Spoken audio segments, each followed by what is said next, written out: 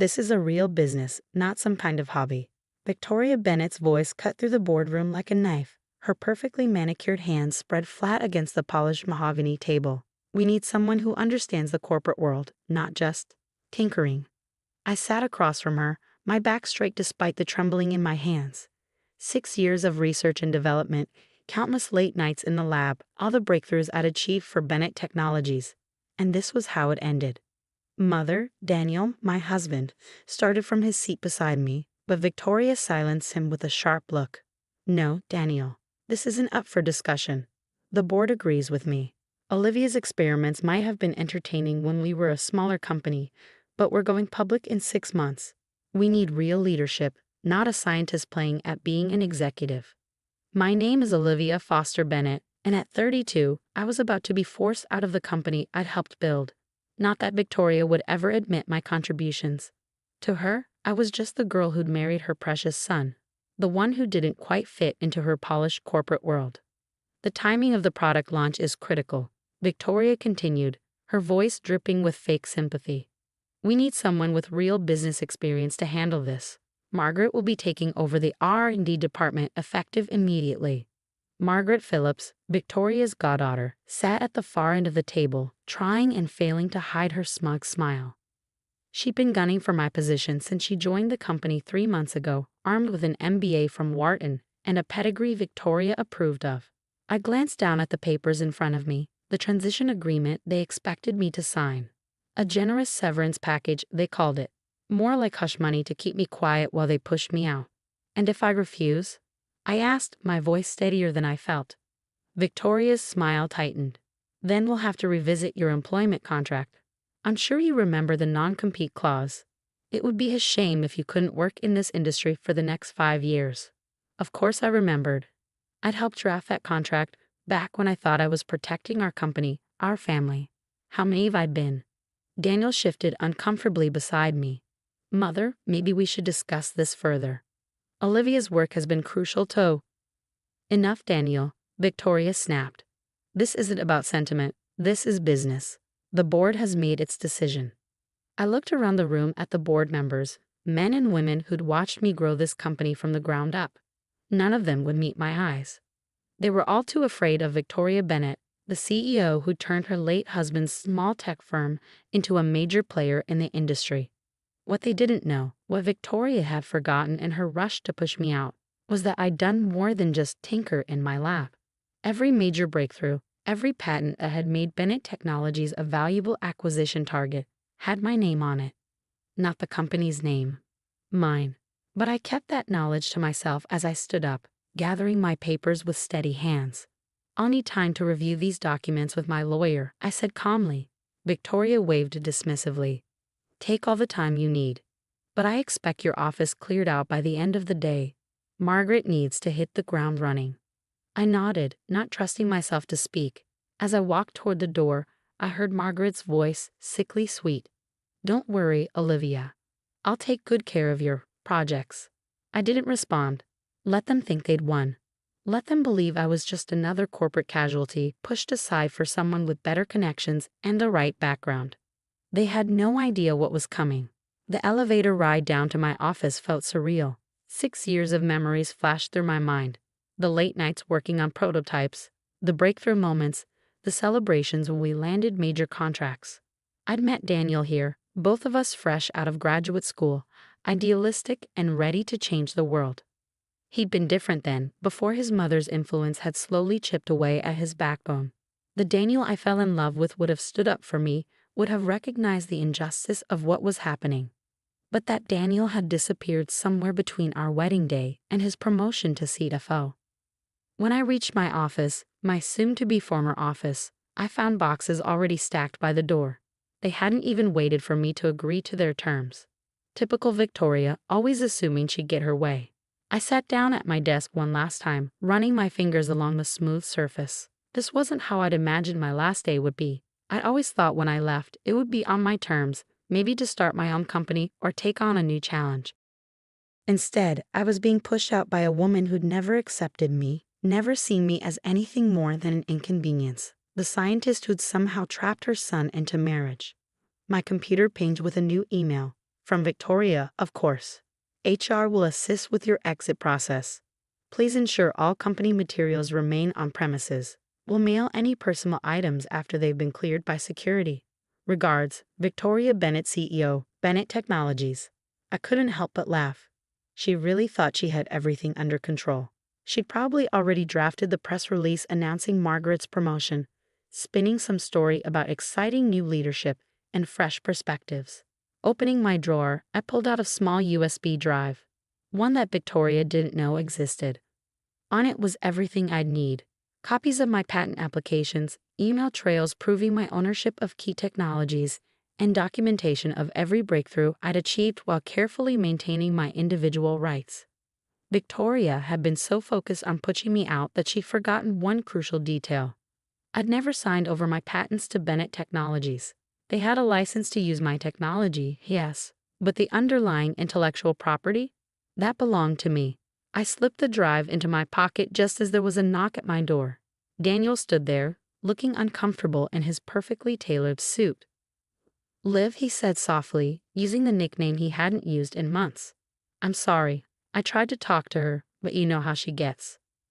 I stared at him, really looking at my husband for the first time in a long while. When had he become this? This weak, spineless version of the man I'd married? "Did you know?" I asked quietly. "Did you know she was planning this?" He couldn't meet my eyes.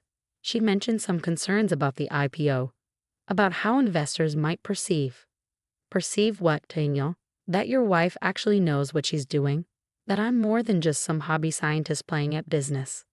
"That's not fair," he protested weakly. "Mother's just trying to do what's best for the company." I shook my head, disappointment heavy in my chest. "No, she's doing what's best for her image, and you're letting her, just like you always do." He took a step forward, reaching for my hand, but I pulled away. "Don't," I said. "Just don't." The hurt in his eyes might have moved me once, but not today. Not after this. "I'll have my things out of the house by tonight," I told him, turning back to my desk. "I think it's best if I stay at a hotel for now." "Liv, you don't have to." "Yes, I do." I started gathering my personal items. The few things that weren't company property, my framed diplomas, a photo of my parents, the small robot figurine I'd built in college that had started me on this path. "We can work this out," Daniel said, hovering in the doorway. "Once the IPO is done, maybe."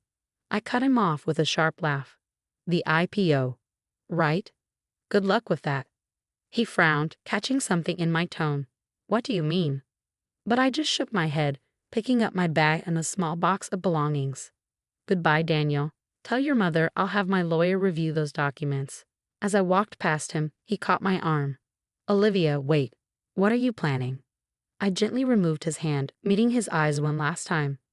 "You know what your mother always says. It's just business, nothing personal." I left him standing there, confusion written across his face. Let him wonder. Let them all wonder. Because while Victoria Bennett might have won this battle, thinking she'd outmaneuvered her inconvenient daughter-in-law, she had no idea what was coming. In 6 months, when Bennett Technologies tried to launch their new product line, my product line, they'd learn exactly who they'd underestimated. But for now, I had work to do. Real work, not the corporate games Victoria was so fond of playing. I had patents to review, lawyers to meet, and plans to make. After all, Victoria had taught me one valuable lesson. In business, timing is everything. And my time was just beginning. As I drove away from Bennett Technologies for the last time, my phone buzzed with texts from Daniel. "Please come home. We can talk about this. Mother didn't mean to be so harsh. Don't do anything rash." I ignored them all, focusing on the road ahead. The signs for downtown Atlanta blurred past as I made my way to the one person who would understand exactly what I needed to do next. 20 minutes later, I pulled into the parking lot of Carter and Associates, one of the city's top intellectual property law firms. Marcus Carter had been my advisor's attorney back in graduate school, and he'd helped me set up my patent portfolio when I first joined Bennett Technologies. He was waiting for me in the lobby, his dark eyes sharp behind his glasses. "I saw the writing on the wall months ago," he said as he led me to his office. "Been waiting for your call." I settled into one of his leather chairs, finally letting some of my tension show. Victoria finally made her move. Marcus nodded, pulling out a thick file. And you're sure you want to do this? Once we start, there's no going back. Victoria Bennett isn't known for taking challenges lightly. Neither am I said firmly. Show me what we need to do. For the next 3 hours, we went over everything: my patents, the licensing agreements, the careful paper trail I maintained. Marcus had helped me structure everything perfectly from the beginning, ensuring that while Bennett Technologies had the right to use my technology, they didn't own it. The timing works in our favor, Marcus said, making notes. They can't launch the new product line without your patents, and any attempt to work around them would set them back years. The IPO would be dead in the water. I leaned back, a plan forming in my mind. So we wait. We wait, he agreed. Let them announce the launch. Let them start the IPO process. Then we show them exactly who they're dealing with. As I left Marcus's office, I felt lighter than I had in months. Victoria thought she'd backed me into a corner, but she actually given me exactly what I needed: freedom to make my next move without her constant surveillance. My phone buzzed again. Another text from Daniel. Mother wants to know if you've reviewed the documents yet. Please don't make this difficult. I smiled, thinking of the documents sitting untouched in my bag. Victoria's carefully crafted severance agreement designed to keep me quiet and compliant. Tell her I'll have an answer soon, I typed back. Oh, I'd have an answer for Victoria Bennett, just not the one she was expecting. The next few weeks passed in a blur of activity. I moved into a small but modern apartment in Midtown, throwing myself into preparation. During the day, I met with lawyers, investors, and potential partners. At night, I reviewed my research, identifying which technologies were most crucial to Bennett's upcoming launch. Victoria, meanwhile, wasted no time announcing my departure. The press release was exactly as I predicted. Bennett Technologies announces new R&D leadership: Margaret Phillips to head Innovation Division as company prepares for growth. The article quoted Victoria extensively, praising Margaret's fresh perspective and strong business acumen. My name wasn't mentioned once, as if my 6 years of contributions had never existed. Daniel continued to text and call, his messages growing increasingly worried as I maintained my distance. He'd moved back to his parents' mansion in Buckhead. Temporarily, he claimed, though we both knew better. We need to talk about this, he said when I finally answered one of his calls. About us. There isn't much to talk about, I replied, keeping my voice neutral.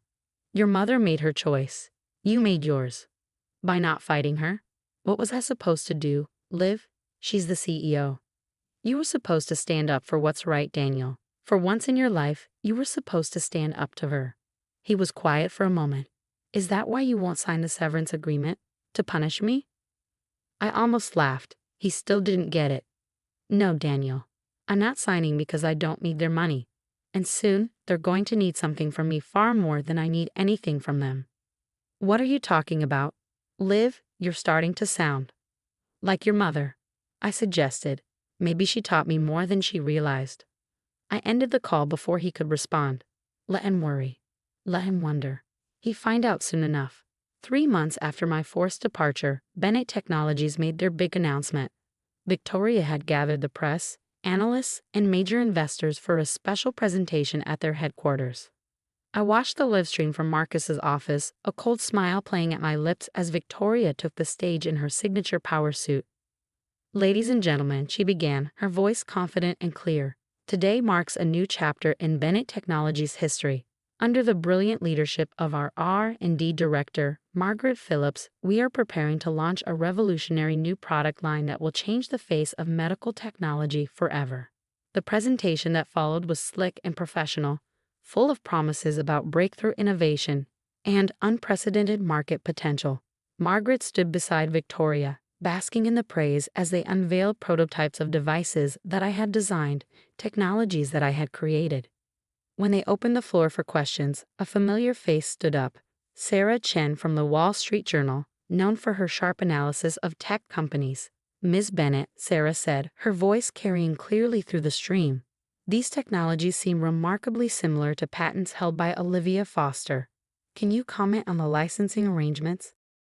The briefest flicker of uncertainty crossed Victoria's face before her media training kicked in. All intellectual property used in our products is properly licensed and documented, she said smoothly. Bennett Technologies has full rights to everything we're presenting today. I turned to Marcus, who was already reaching for his phone. Shall we? He nodded, a predatory smile spreading across his face. Time to show them what a real business looks like. I pulled out my own phone and opened the email I prepared weeks ago.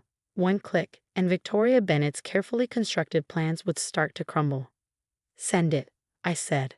The email went out to every major tech publication, every analyst following Bennett Technologies, and every investor invited to today's presentation. PTNT challenges Bennett Technologies' right to name product line. Olivia Foster announces review of all technology licenses. The reaction was immediate. On a live stream, I watched as phones started buzzing throughout the audience. Victoria was still talking, but people had stopped paying attention, their faces buried in their screens. Then Sarah Chen stood up again, interrupting Victoria mid-sentence. Ms. Bennett, we've just received a statement from Olivia Foster claiming that Bennett Technologies' license to use her patents expires in 3 months, before your planned product launch. Would you care to comment? The look on Victoria's face was worth every moment of humiliation I'd endured. For once, the great Victoria Bennett was speechless, and this was just the beginning. The chaos that followed my announcement was everything I'd anticipated and more. Victoria tried to maintain control of the situation, but the damage was done. Investors were already leaving the presentation, phones pressed to their ears as they called their brokers. Margaret stood frozen on stage, her carefully rehearsed speech forgotten. I closed my laptop, turning to Marcus with a satisfied smile. How long before she calls? He checked his watch. Given her temper, 3, 2, 1. My phone lit up with Victoria's number right on cue. You should take it, Marcus advised, already reaching for his notepad. Remember, every word matters now. I answered on the third ring, keeping my voice professional and calm. Hello, Victoria. What do you think you're doing? She hissed, her composure finally cracking. Do you have any idea what you've just done? Actually, I do, I replied. I'm protecting my intellectual property rights. Isn't that what you taught me about business? Always protect your assets? Your assets. She practically spat the words. Everything you developed was for Bennett Technologies. You can't just. Can't what, Victoria? Can't stand up for myself. Can't run a real business. I let my words sink in before continuing. Check your contracts. Every patent, every innovation you just promised your investors, they're all licensed to Bennett Technologies under my name. And those licenses expire in exactly 3 months. There was a long pause. I could almost see her face, that perfectly controlled mask slipping as she realized the magnitude of her mistake. What do you want? She finally asked, her voice tight. I want what I've earned, but we can discuss the details with our respective legal teams. I'm sure you'll want to review everything thoroughly this time. This isn't over, she warned. No, I agreed. It's just beginning. I ended the call and looked at Marcus, who was grinning broadly. Well done, he said. Very well done. But we both knew this was just the opening move. Victoria Bennett hadn't built her empire by backing down from a fight, and she wasn't about to start now. Sure enough, within hours, Bennett Technologies' legal team began flooding Marcus's office with demands and threats. They claimed my patents were developed under work-for-hire agreements. They threatened to sue for breach of contract.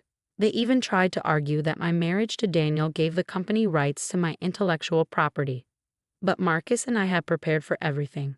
Every contract, every patent application, every piece of documentation had been carefully structured from the beginning. I might have been naive about office politics, but I'd never been naive about protecting my work. Daniel showed up at my apartment that evening, looking more disheveled than I'd ever seen him. His tie was loose, his hair a mess from running his hands through it. Can I come in? He asked when I opened the door. Please, Liv. We need to talk. I considered turning him away, but something in his expression made me step aside. He walked in, taking in my new space, the modern furniture, the small but well-equipped home office, the wall of technical books and journals. You've been busy, he said quietly. Someone once told me that success requires dedication. I replied, thinking of all the times Victoria had lectured me about real business. He sank onto my couch, looking defeated. Mother's furious. The board is in panic mode. Our stock dropped 15% after your announcement. 23%. I corrected him. I've been watching the markets. He looked up at me, really seeing me perhaps for the first time in years. You planned this all along, didn't you? Even before they pushed you out? No, I said honestly. I planned it the moment your mother made it clear that my contributions meant nothing to her.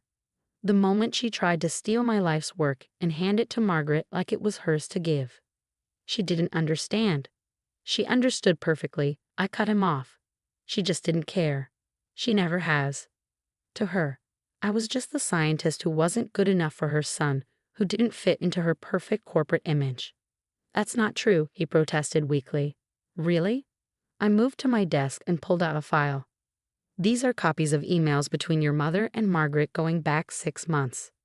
Planning my removal. Discussing how to handle the transition of my projects. Want to know what your mother wrote about me? He shook his head, but I continued anyway. She called me a necessary inconvenience that needed to be managed out before the IPO. Said it was time for you to think about your future and consider more suitable partnerships. Daniel's face paled. Where did you get those? I'm a tech expert, remember? The one your mother thought was just playing at business. I sat down across from him. The question is, did you know about this plan? He couldn't meet my eyes. I knew she wasn't happy about us. About how it would look to investors, having a researcher in such a key position. But I never thought she'd actually do it, or never thought I'd fight back. The silence that followed was heavy with unspoken truths. Finally, Daniel looked up, his eyes tired and sad. What do you want, Liv? Name your price. Whatever it takes to fix this. I laughed, but there was no humor in it. Fix this? You still don't get it, do you? This isn't about money, Daniel. This is about respect. About recognition for what I've built. What price would you put on that? Mother will never agree to give you back your position, he said. You know how she is. I don't want my position back, I said, standing up.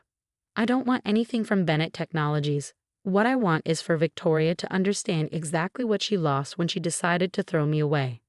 Just then, my phone buzzed with a text from Marcus. Thompson Medical just reached out. They want to meet. I smiled, remembering Victoria's dismissal of my tinkering. Thompson Medical was Bennett Technologies' biggest competitor, and they'd been trying to break into the same market sector for years. You should go, I told Daniel, moving toward the door. I have a meeting to prepare for. He stood slowly, looking lost in his perfectly tailored suit. Liv, please, don't do this. Don't destroy everything we've built. I'm not destroying anything, I said softly. I'm building something new, something of my own. After you left, I sat down at my desk and pulled up the presentation I'd been working on.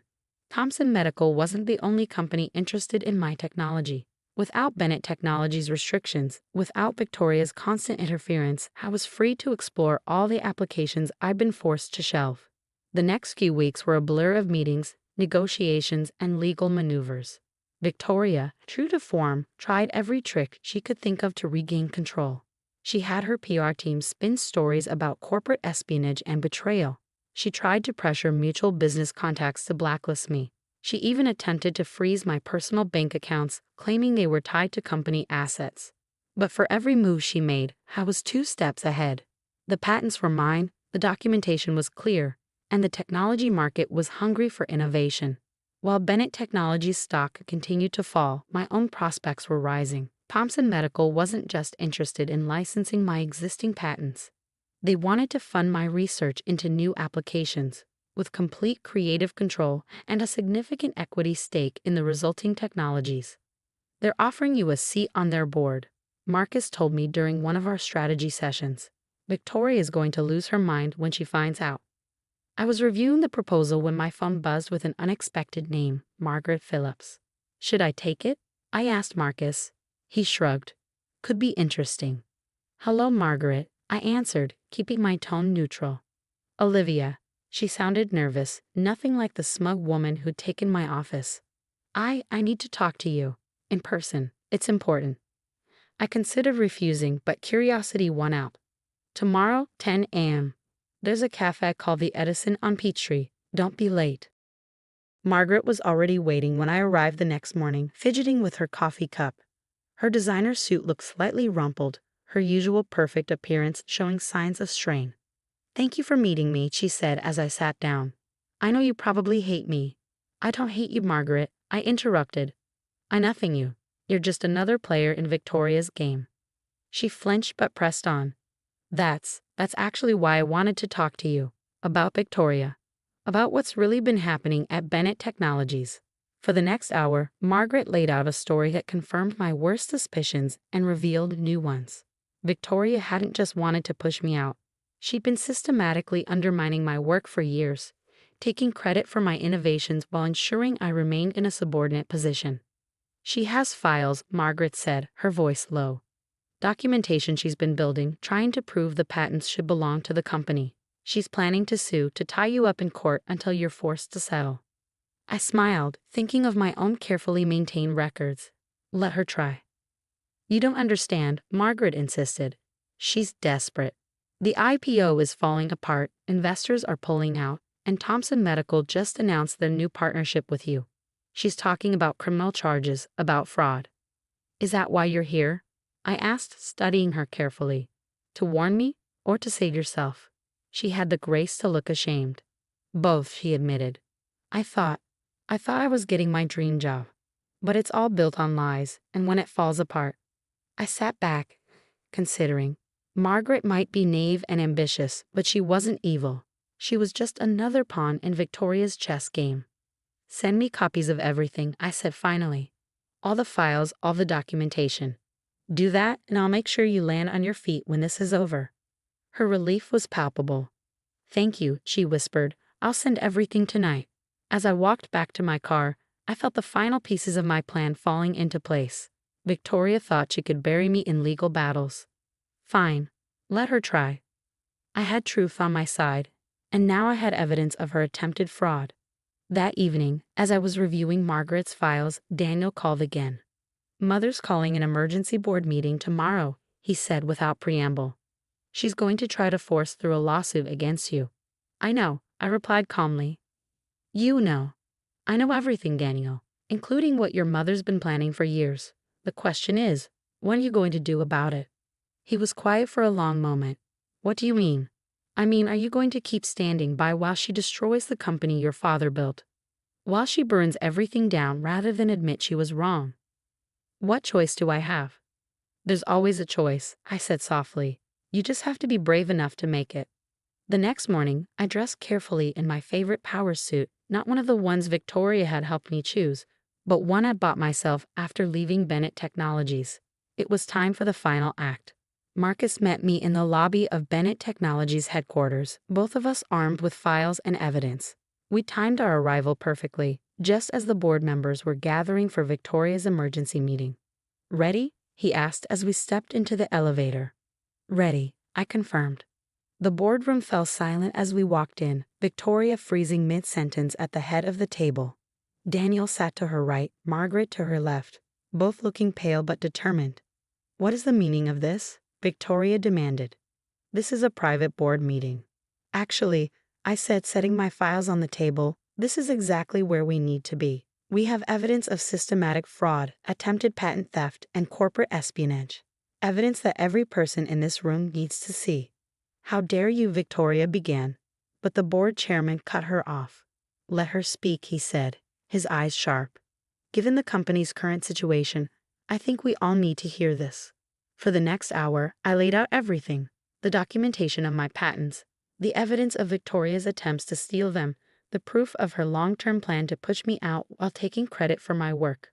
Margaret's files provided the final devastating pieces of evidence.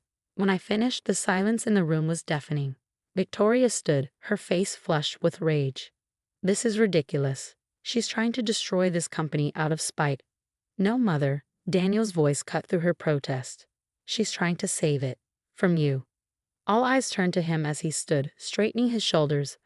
I moved for an immediate vote of no confidence in the current CEO. Victoria's face went white.